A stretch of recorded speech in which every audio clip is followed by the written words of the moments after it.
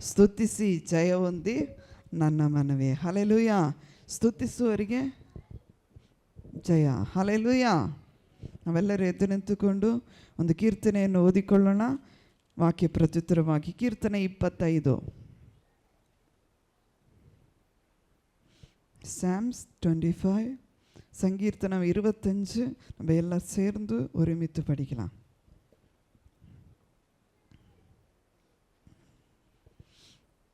ಯೆಹೋವನೇ, ನನ್ನಲ್ಲಿ ಮನಸ್ಸಿಟ್ಟಿದ್ದೀನಿ. ನನ್ನ ದೇವರೇ, ನಿನ್ನನ್ನು ನಂಬಿದ್ದೇನೆ.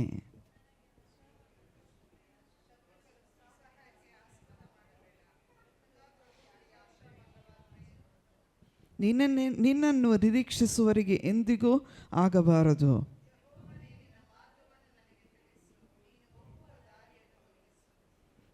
ನಿನ್ನ ಸತ್ಯಾನುಸಾರವಾಗಿ ನನ್ನನ್ನು ನಡೆಸುತ್ತಾ ಉಪದೇಶಿಸು. ನೀನೇ ನನ್ನನ್ನು ರಕ್ಷಿಸುವ ದೇವರು. ಹಗಲೆಲ್ಲ ನಿನ್ನನ್ನೇ ನಿರೀಕ್ಷಿಸುವವನಾಗಿದ್ದೇನೆ.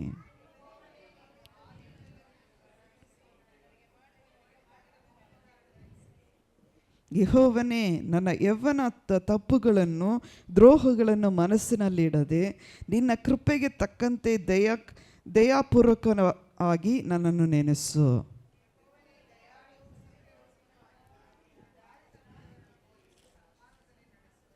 ಆತನು ದೀನರನ್ನು ತನ್ನ ವಿಧಿಗೆ ಅನುಸಾರವಾಗಿ ನಡೆಸುವನು, ಅವರಿಗೆ ತನ್ನ ಮಾರ್ಗವನ್ನು ತೋರಿಸುವನು.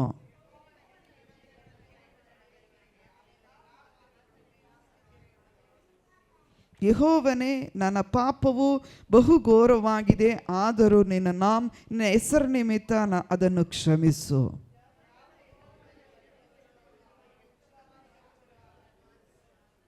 ಅವನು ಸುಖದಿಂದಲೇ ಇರುವನು, ಅವನ ಸಂತತಿಯವರು ದೇಶವನ್ನು ಅನುಭವಿಸುವರು.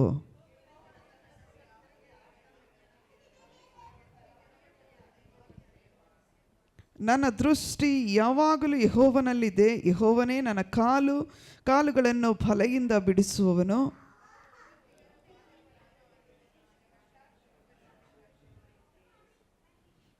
ನಾನು ಕುಗ್ಗಿ ಹೋಗಿದವರನ್ನು, ಕಷ್ಟಪಡುವವರನ್ನು ನೋಡಿ ನನ್ನ ಎಲ್ಲ ಪಾಪಗಳನ್ನು ಪರಿಹರಿಸು.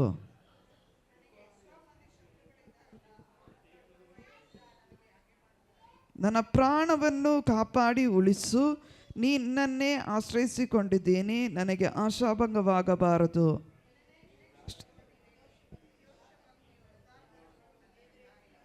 ಕೊನೆಯ ವಾಕ್ಯ ಎಲ್ಲರೂ ಸೇರಿ ಓದೋಣ. ದೇವರೇ, ಇಸ್ರಾಯೇಲರನ್ನು ಎಲ್ಲ ಬಾಧೆಗಳಿಂದ ವಿಮೋಚಿಸು. Hallelujah, hallelujah.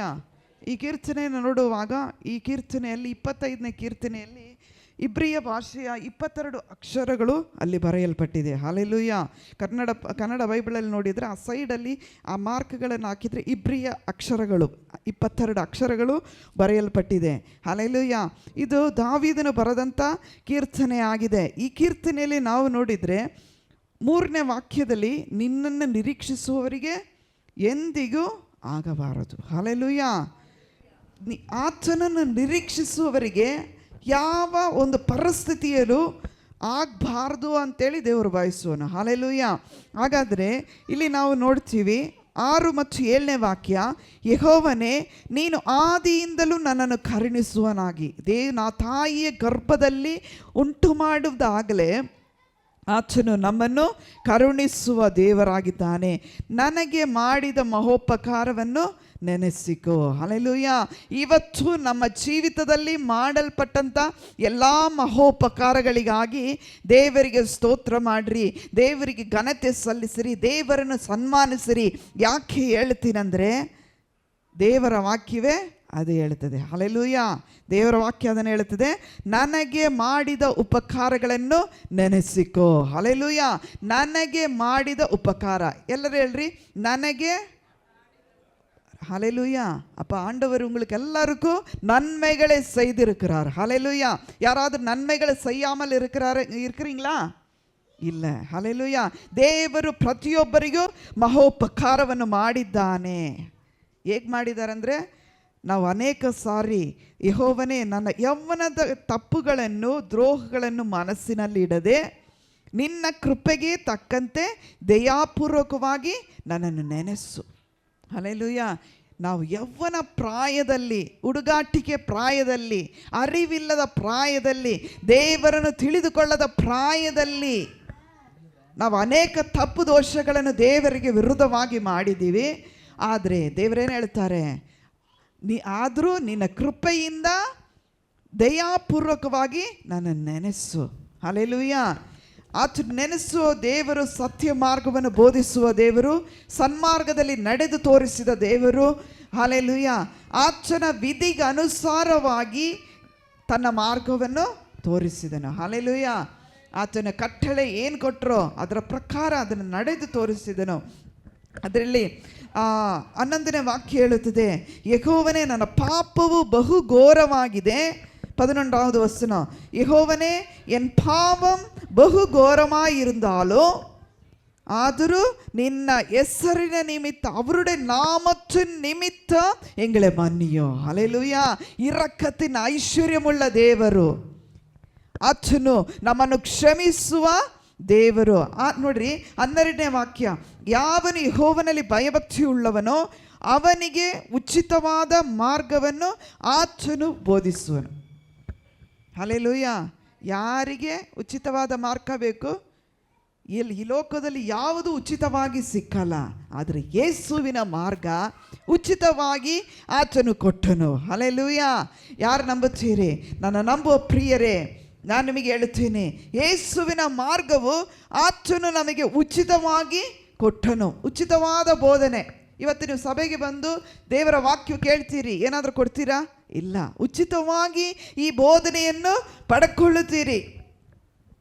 ನೋಡ್ರಿ, ಇದನ್ನು ಪಡ್ಕೊಳ್ಳುವವರು 13-14 ವಾಕ್ಯಗಳಲ್ಲಿ ಹೇಳ್ತದೆ, ಅವನು ಸುಖದಿಂದಲೇ ಇರುವನು, ಅವನ ಸಂತತಿಯವರು ದೇಶವನ್ನು ಅನುಭವಿಸುವರು. ಹಲ್ಲೆಲೂಯ. ಹಾಗಾದರೆ ದೇವರ ವಾಕ್ಯ ಕೇಳುವವರು ಏನಾಗ್ತಾರೆ? ಆರೋಗ್ಯ ಸಿಗ್ತದೆ. ದೇವರ ವಾಕ್ಯ ಕೇಳಿದರೆ ಏನು ಸಿಗ್ತದೆ? ಆರೋಗ್ಯ ಸಿಗ್ತದೆ, ಸಮಾಧಾನ ಸಿಗ್ತದೆ, ಸಂತೋಷ ಸಿಗ್ತದೆ. ಹಲ್ಲೆಲೂಯ. ಹಣ ಸಿಗ್ತದಂತ ಹೇಳಲ್ಲ ನಾನು, ಯಾಕಂದರೆ ದೇವರ ವಾಕ್ಯ ಉಲ್ಲಂಘನೆ ಮಾಡಲ್ಲ. ಹಲ್ಲೆಲೂಯ. ಆದರೆ ದೇವರ ವಾಕ್ಯವನ್ನು ಕೈಕೊಂಡು ನಡೆದರೆ ನಿಮ್ಮ ಶುಭವು, ಕೃಪೆಯು ನಿಮ್ಮನ್ನು ಹಿಂಬಾಲಿಸುತ್ತದೆ. ಹಲ್ಲೆಲೂಯ. ನೀವು ಏನು ಇಲ್ಲದವರಾಗಿರ್ಬೋದು, ಬರೀಗ ಇಲ್ಲಿರ್ಬೋದು, ಆದರೆ ಆ ಆಶೀರ್ವಾದ ನಿಮ್ಮನ್ನು ಹಿಂಬಾಲಿಸುತ್ತದೆ. ಹಲ್ಲೆಲೂಯ. 14ನೇ ವಾಕ್ಯ ಹೇಳುತ್ತದೆ, ಯೆಹೋವನೇ ತನ್ನ ಸದ್ಭಕ್ತರಿಗೆ ಆಪ್ತ ಮಿತ್ರನಂತಿರುವನು. ಹಲ್ಲೆಲೂಯ. ಇವತ್ತು ಲೋಕದಲ್ಲಿ ಗೆಳೆಯರನ್ನು ಹುಡುಕಿದರೆ ಹಣ ಇರುವ ಗೆಳೆಯರನ್ನೇ ಹುಡ್ಕೊಳ್ತಾರೆ, ಸೌಂದರ್ಯ ಇರುವ ಗೆಳೆಯರನ್ನೇ ಒಂದು ಗುಂಪಿನವರು ಇರ್ತಾರೆ. ಹೊರಗಡೆ ನೋಡಿದರೆ ಚೆನ್ನಾಗಿ ತಿನ್ನುವರಿದ್ದರೆ ಅವರದೇ ಒಂದು ಗುಂಪು ಇರ್ತದೆ, ಮೇಕಪ್ಗಳು ಮಾಡುವವರಿದ್ದರೆ ಅವರದೇ ಒಂದು ಗುಂಪು ಇರ್ತದೆ. ಇಂಥ ಗುಂಪುಗಳನ್ನು ಮಾಡಿಕೊಳ್ಳುತ್ತಾರೆ. ಆದರೆ ಪ್ರತಿಯೊಬ್ಬರು ಯಾರು ಯಾವ ರೀತಿ ಸತ್ಯದಲ್ಲಿ ಮಾರ್ಗದಲ್ಲಿ ನಡೆಯುತ್ತಾರೋ, ದೇವರ ಪ್ರೀತಿಯಲ್ಲಿ ನಡೀತಾರೋ, ಅವರನ್ನು ದೇವರ ಭಯಭಕ್ತಿಯಲ್ಲಿ ಇದ್ದಾರೋ ಅಂಥವ್ರನ್ನ ಹುಡುಕೋದು ಬಹಳ ಕಷ್ಟ. ಹಲ್ಲೆಲೂಯ. ಅಂಥವ್ರನ್ನ ಹುಡುಕ್ಲಿಕ್ಕೆ ಹೋಗಲ್ಲ. ಹಲ್ಲೆಲೂಯ. ಆದರೆ ಯೆಹೋವನು ತನ್ನ ಸದ್ಭಕ್ತರಿಗೆ ಆಪ್ತ ಮಿತ್ರನಂತಿರುವನು, ಅವರಿಗೂ ತನ್ನ ಒಡಂಬಡಿಕೆ ಅನುಭವವನ್ನು ದಯಪಾಲಿಸುವನು. ಒಡಂಬಡಿಕೆ, ದೇವರಿ ಒಡಂಬಡಿಕೆಯಲ್ಲಿ ಮಾಡಿದೇನೋ, ನಿನ್ನಂತೆ ನಿನ್ನ ನೆರೆಯವನನ್ನು ಪ್ರೀತಿಸು. ನೀನು ಪೂರ್ಣ ಹೃದಯದಿಂದಲೂ, ಪೂರ್ಣ ಪ್ರಾಣದಿಂದಲೂ, ಪೂರ್ಣ ಶಕ್ತಿಯಿಂದಲೂ ಕರ್ತನನ್ನು ಆರಾಧನೆ ಮಾಡು. ಹಲ್ಲೆಲೂಯ. ನಿನಗೆ ಎಷ್ಟು ಸಾಮರ್ಥ್ಯ ಇದೆ, ನಿನಗೆ ಎಷ್ಟು ಬಲ ಇದೆ, ಅದರಲ್ಲಿ ಕರ್ತನನ್ನು ಆರಾಧನೆ ಮಾಡು ಎಂಬುದಾಗಿ ದೇವರು ನಮಗೆ ತೋರಿಸಿಕೊಟ್ಟನು. ಹಾಗೆ ಆರಾಧನೆ ಮಾಡಿದರೆ 15ನೇ ವಾಕ್ಯ ಕೊನೆಯದಾಗಿ ಹೇಳಿ ಮುಗಿಸ್ತೇನೆ, ನನ್ನ ದೃಷ್ಟಿಯು ಯಾವಾಗಲೂ ಯೆಹೋವನಲ್ಲಿದೆ. 15வது ವಚನ, ಯೆಹೋವನೇ ಆತನು ನನ್ನ ಕಾಲುಗಳನ್ನು ಬಲೆಯಿಂದ ಬಿಡಿಸುವನು. எத்தனை பேருக்கு எத்தனை வலை போட்டிருக்கிறாங்க, காலுக்கும் கைக்கும் எல்லாம். இன்னைக்கு நீங்கள் பார்க்காத வலைகள் இருக்குது உங்களுக்கு. ஹல்லேலூயா. சத்ரு கட்டி இருக்கிறாரு, வலையில் போட்டு கட்டி இருக்கிறாரு. ஆனால் அந்த வலையிலேருந்து விடுவிக்கிறதுக்கு தான் ಯೇಸು வந்தார். ஹல்லேலூயா. ಶತ್ರುಗಳನ್ನು ಆತನು, ದೇವರು ನಮ್ಮನ್ನು ಬಲೆಯಿಂದ ಬಿಡಿಸುವುದಕ್ಕಾಗಿ ಎಂಥ ಪಾಪದ, ಶಾಪದ, ದೇವರಿಗೆ ವಿರುದ್ಧವಾದ ಕಾರ್ಯದ ಬಲೆಯಲ್ಲಿ ನಾವು ಸಿಕ್ಕಿಕೊಂಡು ಇಲ್ಲೂ ಅಲ್ಲ, ಇಲ್ಲಿನೂ ಅಲ್ಲ, ಅಲ್ಲಿನೂ ಅಲ್ಲ ರೀತಿಯಲ್ಲಿ ಲೋಕದ ಎರಡು ಭಾಗದಲ್ಲಿ ನಿಂತುಕೊಂಡವರು ನಾವಿದ್ದೀವಿ. ಹಲ್ಲೇಲೂಯಾ. ಆದರೆ ದೇವರು ಹೇಳುತ್ತಾನೆ, ಎಲ್ಲ ಫಲೆಗಳಿಂದ ನಾನು ನಿಮ್ಮನ್ನು ಬಿಡಿಸಿದ್ದೀನಿ. ಹಲ್ಲೆಲೂಯಾ. ಆ ಬಿಡಿಸಿದ ದೇವರೇ ಆತನು ನಿನ್ನನ್ನು ನಿರೀಕ್ಷಿಸುವವರಿಗೆ ಎಂದಿಗೂ ಆಗಬಾರದು, ಏನೂ ಆಗಲ್ಲ. ಹಲ್ಲೆಲೂಯಾ. ಆತನು ನಿರೀಕ್ಷಿಸುವವರಿಗೆ, ವ್ಯರ್ಥವಾದ ದ್ರೋಹಿಗಳಿಗೂ ಆಶಾಭಂಗವಾಗಬೇಕೆಂದು ಹೊರತು ನನ್ನನ್ನು ನಿರೀಕ್ಷಿಸುವವರಿಗೆ ಎಂದಿಗೂ ಆಗುವುದಿಲ್ಲ. ಹಲ್ಲೆಲೂಯಾ.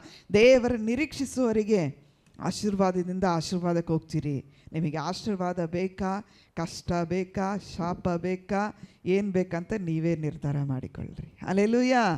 ಹಲ್ಲೆಲೂಯಾ. ಎಷ್ಟು ಜನರಿಗೆ ಆಶೀರ್ವಾದ ಬೇಕು? ಹಲ್ಲೆಲೂಯಾ. ಕಣ್ಣುಗಳನ್ನು ಮುಚ್ಚಿ ಸೇವಕರು ನಮ್ಮನ್ನು ಆರಾಧನೆ ನಡೆಸ್ತಾರೆ. ನಾವು ಒಟ್ಟಾಗಿ ಸೇರಿ ಆರಾಧನೆ ಮಾಡೋಣ.